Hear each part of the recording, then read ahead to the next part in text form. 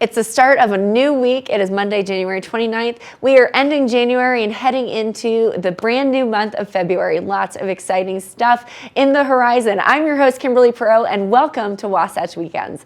On this Monday edition, Ross and I get into the kitchen and we make a delicious salsa that you can use for any of your football games or hosting or just have it on hand in your fridge. Plus, Kevin has a conversation around taxes and much more. So before we get started, let's take a look at the weather.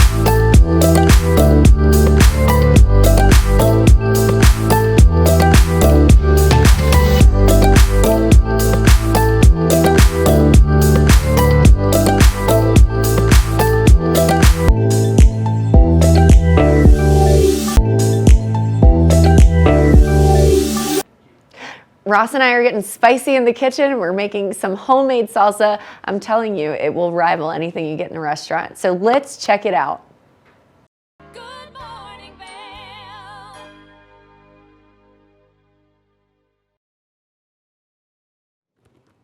We're back and we're in the kitchen. Yes, we are. And here we are. You know, we talked about Ross's this or that, and he says he doesn't love being in the kitchen. No. And lots of fun stuff today, but we are talking about fun snacks for the big game, but also just in general. So first of all, big game, who are you pulling for?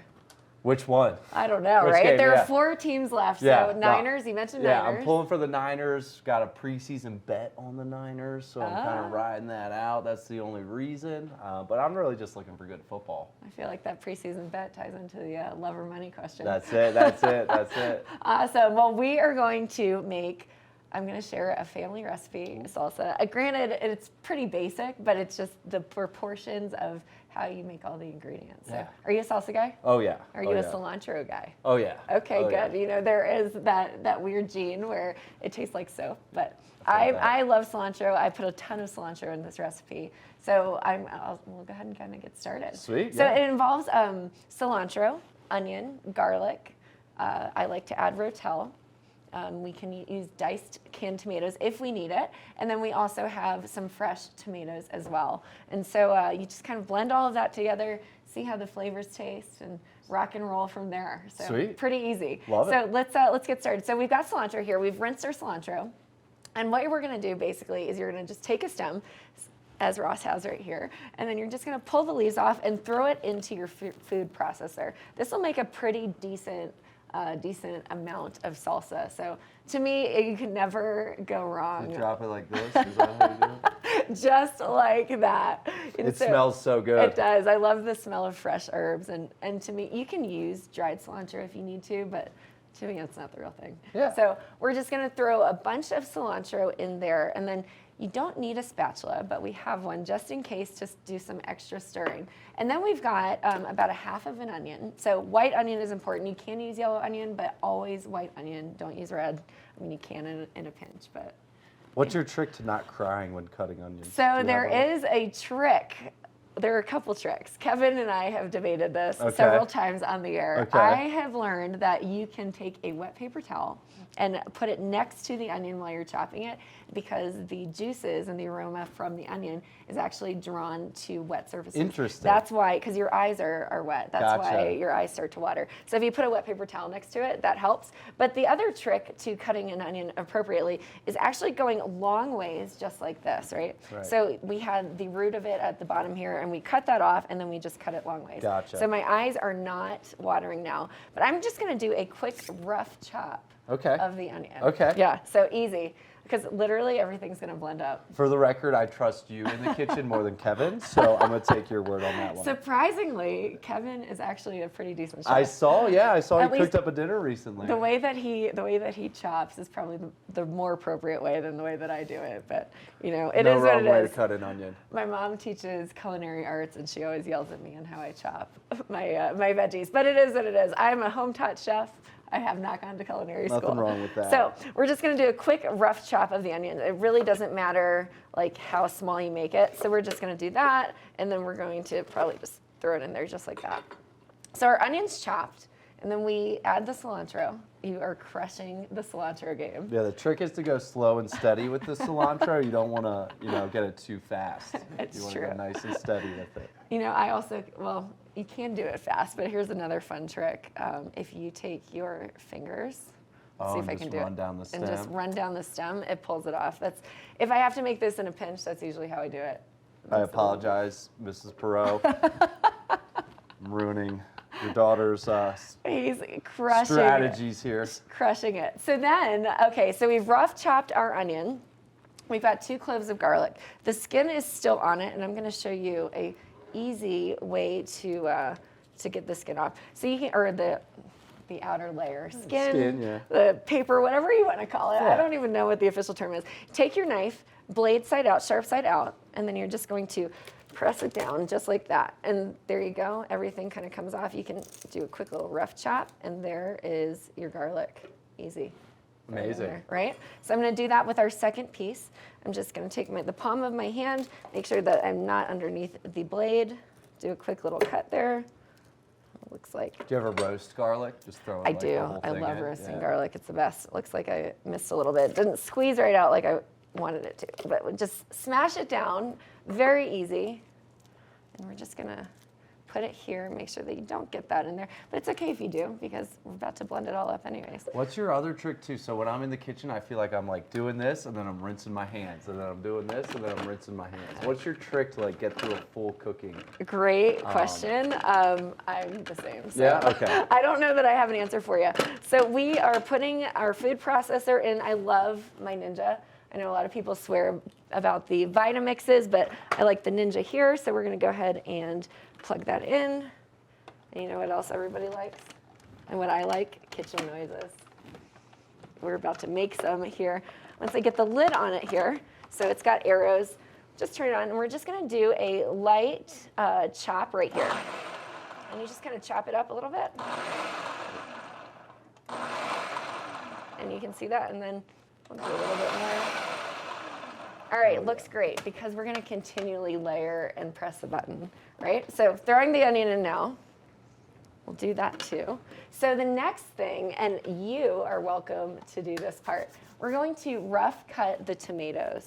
So we have 2 tomatoes already cut and ready to go. So what I did with the tomatoes is I cut the tops off, and then you squeeze the juice out of it, which seems counterintuitive because salsa is juicy, right? But if you have too much of the juice of the tomato in it, it makes it extra watery. So we squeezed all the juice out there. And then we're going to go ahead and rough chop everything else there, so it looks great. So if you want to just kind of cut this into maybe like thirds or fourths, pretty easy. Yeah. No pressure, Ross. Yeah, I'm super watching easy. you Yeah. cut the tomato. You just need to cut it about even like half or thirds, whatever is easiest, because we're just going to throw it in here and blend it as well. But this just makes the processor to get through it a little bit better. Looks great. Beautiful. Yeah, great. Throw them in. So throw them in here, and if you want to, maybe we can even do a little bit of a smaller cut on this next one. Okay. Yeah. So That was such a nice way to say, Ross, cut those smaller. looking great, and you can even, if you wanted to, just kind of cut them in half a little bit more too. Cut them again. Why not? Let's Sure, do it. why not? Let's throw a little extra. Good job, nailing it. Perfect. Looks great. Look at that. You're a chef. Cooking lessons on the air. Straight it's on perfect. in. Straight on in there. So we'll throw that in there, right? And then we're going to put this back on. And you think I would know by now. I use this thing all the time. There we go. Just Handle like that. towards me is how you do it. Yeah, I love this Ninja. A lot of people have the Vitamix, but this comes with like 4 different options to, I'm just gonna get that in there. Lots of fun. All right, there we go. And we're good to go. So we're just gonna do a quick little blend there. Right, so everything's looking good, smelling good. Yeah. Right, Oh, smelling yeah. great. And that looks good to me because we're still gonna layer it. So you're probably going, if you can see, it looks a little bit like pico de gallo right Yeah. now, right? So we're going to add our can of Rotel. So if you want to open that for me. Yeah, of We're gonna course. do one. We can do two. I like it spicy, but we'll try just with one for now. And then we also have some garlic salt. So I don't throw my salt or the garlic powder. I know we already have fresh garlic in there, but garlic salt just gives it a little extra pizzazz, I guess you could say. Yeah. And then just dump that in there. I love them with the green chilies. I do too. This is I do too. Great can for And that's what anything. gives it its spice. You can add, at the end, I always add a little bit of extra Cholula or hot sauce, depending on the level of spice that I want. So we're gonna put this back on here. Looking great. And then Ross, if you can do me a favor and take we've got a lime and we want it nice and juicy. So kind of roll it a few times and that kind of loosens it up and gets the juices flowing. But that's gonna be our last minute addition to this salsa. So we're just gonna blend it up. Smells so good. Looking great. All right, looks good. We're gonna add one more can of tomato. We're gonna throw that one in there, and that one's an easy one. Just pop the lid, dump it in there. There we go. Looks great, nailing it. So good, awesome. And then Beautiful. we're gonna add a little bit of the garlic salt. So I like garlic salt because it's got the salt, it's got a little bit of the garlic flavor. And we're just gonna, looks like a lot, but I promise you with the amount of salsa that's in here, that's not a lot. All right, add more. we're gonna blend it, and then at the end, we're gonna squeeze in the lime juice, and then we're gonna taste it. And we are almost done with this super simple, delicious salsa recipe. Super simple. It's a phrase I'm trying not to say. All right, looking good. I think it's time to slice that lime. And we're gonna grab some tortilla chips. I'm just gonna squeeze both of the halves of the lime in here. I'm a scoops guy. I like scoops too, I but you know what? that. I just grabbed what was closest That's okay. at the end of the grocery aisle. That is okay. They are definitely prepping for the big game. You've got all the chips Oh, I bet. outlining Yeah, I bet. everywhere, all the chips and all the dips. But you know what? We're just gonna do a quick little blend to mix that juice and get it all in there. And we are done with a delicious homemade fresh salsa. Wanna try it? Yeah, I do. It Get on smells in there. really good. All right. It smells like lime, it smells like cilantro and fresh tomatoes.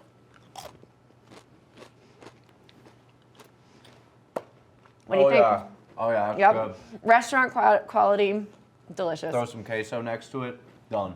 We'll bring the recipe back from last time. Yeah, there we there go. we go, yeah. Awesome. So Ross and I are in the kitchen having a lot of fun, and Ross is slowly becoming a chef. We'll be right back after this. Good morning, Bell.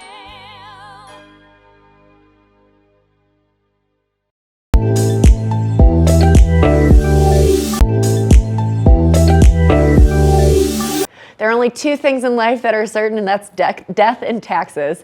Kevin has a conversation with Jackson Hewlett about how to do it, how you can prepare and get it done before the deadline. Well, it is that time of year. You've got to start talking about getting your taxes ready. I'm joined here, Mark Stieber, Chief Tax Information Officer for Jackson Hewitt Tax Services. Mark, good morning. Good morning. Wonderful time of year. Go get that refund time. Yeah, and it's time. I mean, this is something I honestly get excited about. There's refunds out there to be had. There's some changes. Maybe, through our conversation here, we can let the viewers know of some opportunities, maybe to get more of that refund back. There's a lot of places to look this year and every year, and it comes in the way of tax changes and life changes. So there's a lot to watch out for. Well, let's talk first of all about timing.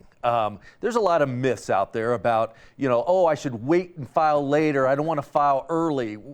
Help me debunk some of those. What's the best option for someone? I've never understood it. I do not understand it today, but you are exactly correct. My number one myth is I'll worry about my taxes later. I'm either getting a refund and I don't have to worry about it, or I owe and I really am going to worry about it later. But the simple fact of the matter is 100 million people, 3 out of 4 get a refund this year and every year. So first tip, file your taxes as early as you can and get your money. It's that simple. You don't want to wait till April to get your money. Get your money now. It's a smarter way to go. But second, and equally, if not more important, when you file your taxes with the IRS or with your state, you lock up your data with the IRS. You lock up your name and your social, your spouses if you have one, and dependents if you have those. If you file your taxes, you lock up your data. So some schemer or stealer bought your data out on the dark web can't file in front of you and steal your refund. So file early, get your money. File early, lock up your data. Third, and this is that other myth, I don't have money to pay and I know I'm going to pay, and a lot of people do owe this time of year, more so than in the past, side gig income, crypto gains. But the fact of the matter is, if you file early, you figure out how much that is. Then you have more time to raise it. And the most important point is, if you file your taxes, you lock up your data, like we just talked about, but you still don't have to pay until April 15th or tax day.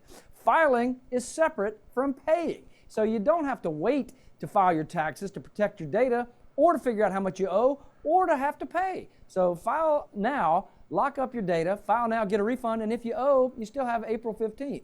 And finally, in a spirit of giving at Jackson Hewitt anyway, we're giving back to those that are hardest working. We have a double your refund sweepstakes, where we'll double your refund up to $10,000 for 2 lucky weekly winners, and you can get more money. And there's another 20 or so second place winners. So file early, get your money. File early, lock up your data. File early to find out how much you owe, and you still don't have to pay till April. And file early to participate in the Jackson Hewitt Double Your Sweepstakes contest.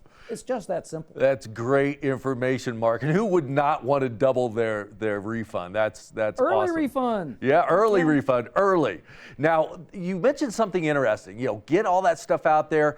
Get your side hustle. If you've got a side hustle going, a lot of people have started that. So how does that work differently now with people being paid through PayPal or Venmo or some other option? Well, there's good news and there's bad news. The bad news first, it's complicated. Keeping up with your stuff, keeping up with your income, keeping up with your deductions, your credits, your elections. And the good news is there's so many great rules in the tax code, you don't want to overlook those. Because here's more bad news. If you leave off a deduction, if you leave off a credit, if you leave off an election that could have lowered your taxes, the IRS is not in the go make sure it's all good for you business. They will not be sending you more money. You need to do some work, and your tax pro can do some work. So if you started a side gig during the pandemic just because you had to make ends meet, but you were good at it or you liked it, keep up with that. There are some really great deductions that I see every time overlooked, ranging from automobile to internet to computer to cell phone to gifts to, the list goes on and on. But you leave it off, it stays off, and you'll pay too much in tax. And it's that simple. So if you've got a side gig, full or part-time, large or small, make sure you use a pro. That can lower your taxes and jumpstart your side gig business. So Mark, for people to get ready for that Jackson Hewitt Tax Pro to help them with that early refund, how do you stay organized? What are some great tips throughout the year so you're ready for this date and you can file early? Another one of those myths, you don't need an administrative assistant, a 4-drawer file cabinet, or some artificial intelligence regenerative support. Keep it simple. The shoebox works, the envelope works, the PandaFlex folder works. Just keep it simple that works for you or you and your spouse so you know where your documents are. I personally like 4 sections. An income section with your income items, your W-2s, 1099s, side gig revenue, broker statements, crypto gains, whatever your income items are. Second section, your deductions and your credits, things that you can deduct on your tax return. Mortgage interest if you own a home, charitable donations, medical, state income taxes, state property taxes, student loan interest if you have student loans, but your deductions section. Section 3, keep up with those life changes. They're more common than you think, and they're a lot more bigger every year. Got married, got a child, adopted a child, started back to college, started a side gig income, expanded something. Keep that third section for your life changes and talk to your pro about them. And finally, fourth, other things that you may think may impact your tax return, but you just don't know.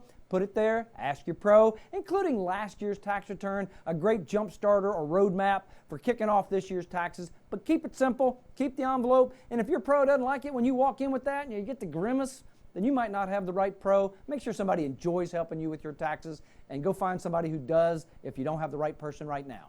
Now, with all these changes, life changes and whatnot, what are some things from 2023 that people may need to focus on that may have changed from the prior year? Well, as I say, there were a lot of legislative changes. In particular, the green energy credits came to be late in the year, so they didn't even get a lot of publicity. So if you bought an alternative fuel vehicle, if you did some home improvements, storm windows, insulation, fuel pump, water heater, insulation, or even an energy study, look to the green energy. But more important than what's different last year from a tax return standpoint, what's different in your world? Look back on your year and say what was different, because that won't be on last year's tax return, and that may require a dialogue or even some record creation. And you don't want to do that at midnight on April 15th to find out you now qualify for the home office. Well, how big is your home office? How much space? How much were your expenses? So you want to do that early, especially if you had one of those events like taking care of your dependent parents more during the year, and now they're your dependent. And so you've got a whole host of new records to go get. So look to your year and what was different from 2022 to 2023, and ask your pro and do it early, just in case you do need a bit more time. Well, Mark, you got me excited. I want to file early now. Where can I go to get some more information? Well, there's a lot of information out there on the internet. I like our website at jacksonhewitt.com because a lot of my stuff's there. Tax tips, checklists on what to do to get started or what to bring to your pro, some videos, frequently asked questions on common topics, and a whole lot more. But most importantly, put your zip code in the little box. Up pops the map with all the little offices that are near you. Click on one to make an appointment. Click on it to get the address and walk right in today and get your taxes done as early as right now. No appointment needed, but get started. JacksonHewitt.com is a great first step. Well, Mark, thank you so much for sharing all these tricks, tips, and debunking some of those myths that we've all heard over and over again. Get out there and file early is the message of the day. Get to JacksonHewitt.com and check out all the stuff that they've got going on. Get those taxes going. Thanks again, Mark. Absolutely. Get your money. It's your money.